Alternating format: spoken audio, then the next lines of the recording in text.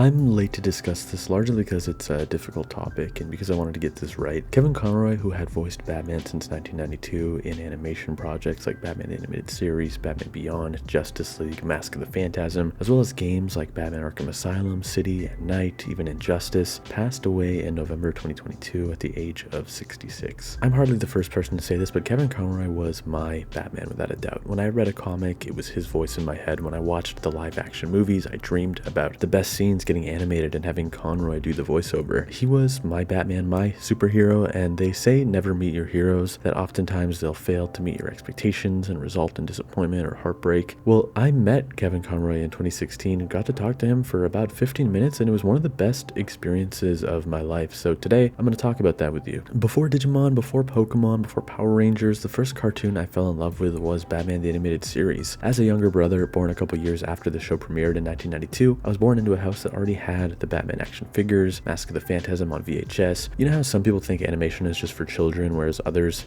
smart people, recognize that animation can be beautiful and transcendent and be for more than just a single young age group? Unlike Power Rangers or Pokemon, my dad, who was in his 40s in the 90s, loved Batman the Animated Series. He loved it when we asked to watch it because it was something intelligent and thought-provoking and beautiful, with an amazing lead actor in Conroy, the Juilliard-trained Shakespearean actor who taught the mainstream audience, who was mostly familiar with Adam West's goofy adventures, that Batman could be this dark and brooding Dark Knight. So throughout the 90s, when it was airing before Pokemon and the anime invasion arrived, it was my favorite thing ever. I totally took for granted how cool it was that DC had this whole DCAU, the DC Animated Universe, happening way before the MCU. The fact that they had a connected universe from like 1992 to 2004, where shows like Batman, Superman, Justice League, Batman Beyond, Static Shock all existed in the same universe, and Kevin Conroy was there throughout all of it. That was incredibly cool. When I was a teenager, Batman Arkham Asylum came out, and to this day I remember this strange day one deal where the game was $30 on launch week only at Walmart Canada, and I was so confused. I assumed this was a sign that the game was going to be trash, especially because superhero games weren't super great before Asylum, but I had also played the demo on PSN on my PlayStation 3, and it blew my mind. When I got the game, it totally changed my world and quickly became one of my favorite games ever. Imagine my surprise when City showed up a couple years later and went bigger and better. 2 games back to back with stories by Batman the Animated Series writer Paul Dini, Kevin Conroy reprising Batman, and Mark Hamill back as the Joker, also from the animated series. The Arkham games were basically the animated series unleashed from TV censorship rules of the 90s. There are dark, M-rated, curse words aplenty, bloody, feeling real while still feeling fantastical, like you had jumped inside of a comic book. They inspired me to think critically about games and media, and a few years later to start writing about games and other media, putting words down on paper that described why these things I fell for were so meaningful to me. Nowadays, the way I talk to others about media I love happens on YouTube here, but before YouTube, I was communicating as a freelance journalist for a few years, taking gigs at some Canadian entertainment websites, writing stories, covering events and whatnot. I was writing pretty regularly with this one site, and they were able to get me a press pass into Toronto's Fan Expo, I guess the Canadian equivalent of Comic-Con. And on the night before the event, I got an email from Fan Expo to the media pass people saying, hey, we're doing a very small interview opportunity with some of the convention guests tomorrow morning before the convention officially starts. If you can get down to the Metro Convention Center at this time, you can talk to the following celebrities who've agreed to come and chat with you early. And on that list were Veronica Taylor, the voice of Ash Ketchum, who I also got to chat with, Charles Martinet, the voice of Super Mario, who I got to talk to. Those are all great stories, by the way. Maybe one day I'll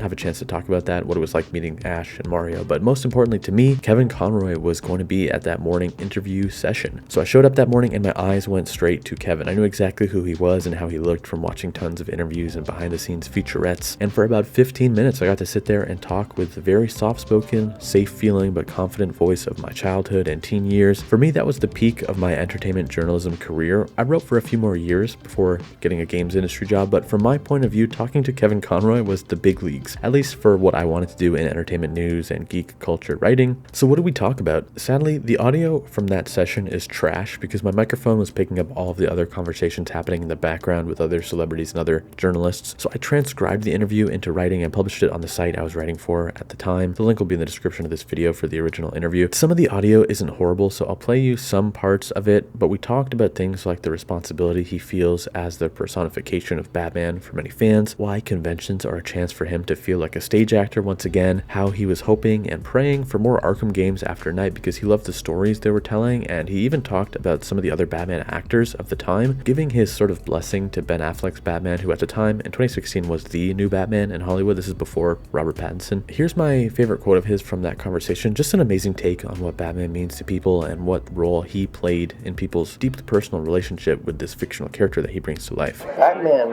has a unique relationship with his audience. People are passionate about him, and they kind of project that onto me. A military guy came up yesterday and said, I had PTSD, and just watching that show helped me so much through my recovery. It's so interesting. When you do animation, you go into a very personal part of people because it's their imagination. And you reach a part of the imagination that live action never can. That year, Batman Arkham VR was on the show floor of the convention. Knight had been out for about a year, and I had loved the trilogy, so I asked him about that, and he told me, quote, "What I'm amazed at is that the Arkham Asylum trilogy, I understand why that arc ended, and I know it ended very dramatically. I just can't believe they're not going to figure out a way to have it segue into something else because it's so incredible, and the audience is screaming for more. The stories seem to be screaming for more, and there are all these characters, but from what I know, there are no plans for another one." I then asked him, following up on the Arkham Knight chat, everybody will point towards animated series episodes or a straight-to-video film, but I'm of the mind that Batman Arkham Knight is one of yours and Mark Hamill's best performances. What was it like going in for that final chapter? And he agreed with me. He said, I'm really proud of the performances in that. I agree with you. I think Mark and I both hit home runs with that one. It's what made me want to do more of them. I love the way that ends. Finally, one more thing we talked about in a great show of humility, we talked about Ben Affleck and other Batmen. Even though Kevin Conroy is, in my mind, the best Batman, he was incredibly graceful and admired other actors' takes on the character. He was protective over Batman, but not in a way where he ever thought he could be the only one or get really defensive or competitive with other actors. So I asked him, now that we've seen Ben Affleck in 2 of the films, how are you feeling about his portrayal as the most recent live-action Batman? Quote, I think everyone was so critical of him being cast, and I said on my Twitter, give this guy a break. He's a wonderful actor. I'm sure he's going to figure it out. And I think he's terrific at it. I really do. I think he surprised everyone. The only issue I have with these most recent Batman movies is the level of violence, and that has nothing to do with the actors. One thing I love about Batman is he never kills anybody. That's why Arkham Asylum is such a rich place. They're all in there. But in these latest movies, there's a lot of killing going on, and to me, that kind of crosses a line. I thought that was super interesting to hear, and I asked him one more question. What has been your favorite interpretation of the character besides one that you yourself have played? And after thinking about it, he said,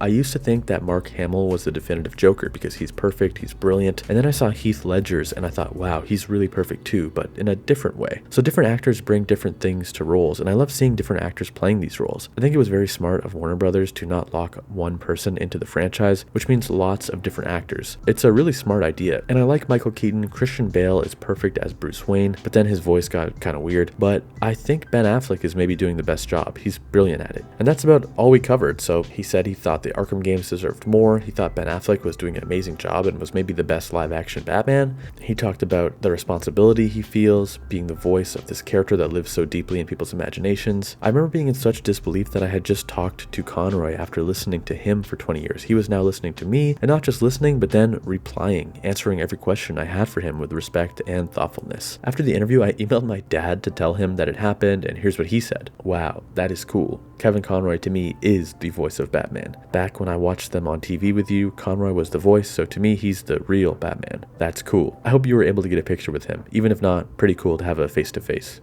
dad. So the funny thing is I did not get a picture with him during that interview. However, Conroy was doing a signing, a meet and greet thing on the last day of the convention. So after I had done all of my interviews, attended my other panels, and written most of my articles, on Sunday I switched off of journalist mode, went fully into fan mode, and got in line to talk to Kevin again. Not as the press, but just as a fan. He recognized me right away from the interview, which was super cool. I told him what I just told you, that I wanted to keep it professional in the interview, but here I wanted to tell him as a fan how much him and the animated series meant to me and my family growing up. He signed my copy of Arkham Knight, and we got this amazing picture. I'm smiling from ear to ear like an idiot because it was just the coolest experience ever. Just an amazing weekend. And then I found out on November 11th of this year that he passed, and I was devastated. Just the loss of life is tragic, but he had inspired so many people, whether they were kids, video game fans, aspiring voice actors, anyone questioning their identity or place in the world. A lot of times when we lose great artists, we say things like they had so much more to give. Listen, I have no doubt in my mind that Conroy could have continued to give amazing Bruce Wayne and Batman Batman performances for decades to come. But what I'm trying to get at is that Kevin Conroy gave us so much, basically 30 years worth of performances. I'm hearing the number being quoted as over 400 episodes where he played Bruce Wayne / Batman. We are truly lucky to have been gifted so much from Conroy over the last 30 years that while it's heartbreaking to lose him, we've got so much in so many ways for his memory to live on.